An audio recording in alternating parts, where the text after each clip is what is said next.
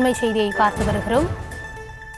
விக்கிரவாண்டியில் தனியார் பள்ளி கழிவுநீர் தொட்டியில் விழுந்து குழந்தை பலியான சம்பவம் தொடர்பாக விசாரணையை சிபிஐ அல்லது சிபிசிஐடிக்கு மாற்றக்கோரி குழந்தையின் தந்தை பழனிவேல் மனு தாக்கல் செய்திருந்தார். தமிழக அரசு, காவல்துறை, சிபிஐ பதிலளிக்க சென்னை உயர்நீதிமன்றம் உத்தரவு பிறப்பித்திருக்கிறது. அது தொடர்பான அண்மை செய்தியை பார்த்து வருகிறோம். இதுகுறித்த கூடுதல் விவரங்களுக்காக இணைகிறார் எம்முடைய செய்தியாளர் மதியழகன். வணக்கம். விரிவான விவரங்களை வழங்கலாம். விழுப்புரம் மாவட்டம் விக்கிரவாண்டியில் உள்ள தனியார் மேல்நிலைப் பள்ளியில் கழிவறைக்கு சென்ற எல்கேஜி மாணவி கழிப்பிட தொட்டியில் விழுந்து உயிரிழந்தார்.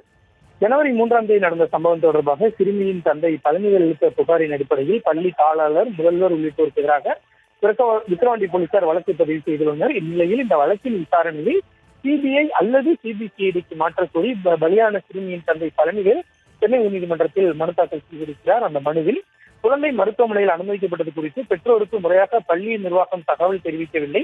பள்ளியிலிருந்து 20 மீட்டர் தொலைவில் காவல் நிலையம் இருந்தும் குழந்தையை மருத்துவமனைக்கு கொண்டு செல்லும் முன் போலீசாருக்கு தகவல் தெரிவிக்கப்படவில்லை. குழந்தை கழிவுநீர் தொட்டியில் விழுந்தது தொடர்பாக எந்த ஆதாரங்களும் இல்லை. குழந்தையின் ஆடை நனையவில்லை, மாறாக உடையில் இரத்தக்கறை உள்ளது என மனுவில் தெரிவிக்கப்பட்டிருக்கிறது. பள்ளி நிர்வாகம் கண்காணிப்பு கேமரா காட்சிகளை அளிக்க வாய்ப்புள்ளதாகவும், காட்சிகளை கலைக்க வாய்ப்புள்ளதாகவும், குழந்தைகள் பாதுகாப்பை உறுதி செய்ய எந்த நடவடிக்கைகளையும் பள்ளி நிர்வாகம் மேற்கொள்ளவில்லை எனவும் மனுவில் கூறப்பட்டிருக்கிறது.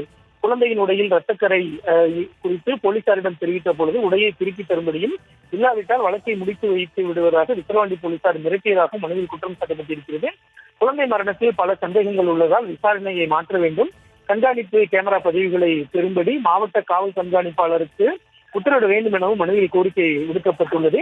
இந்த மனு நீதிபதி ஜி.ஆர். சாமிநாதன் முன்பு விசாரணை கொண்டது. அப்பொழுது ஆஜரான காவல்துறை தரப்பு வழக்கறிஞர் எஸ்வினோத் இந்த மனு குறித்து பதிலளிக்க அவகாசம் வேண்டும் என கேட்டுக்கொண்டார். மனுதாரர் சார்பில் ஆஜரான வழக்கறிஞர் இடைக்கால உத்தரவாக சிசிடிவி காட்சிகளை பாதுகாத்து வைக்க உத்தரவிட வேண்டும் என கோரிக்கை விட்டார்.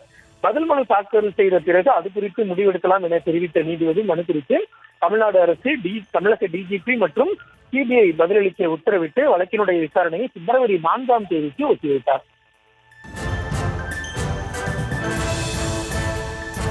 விரிவான விவரங்களுக்கு நன்றி மதியழகன்.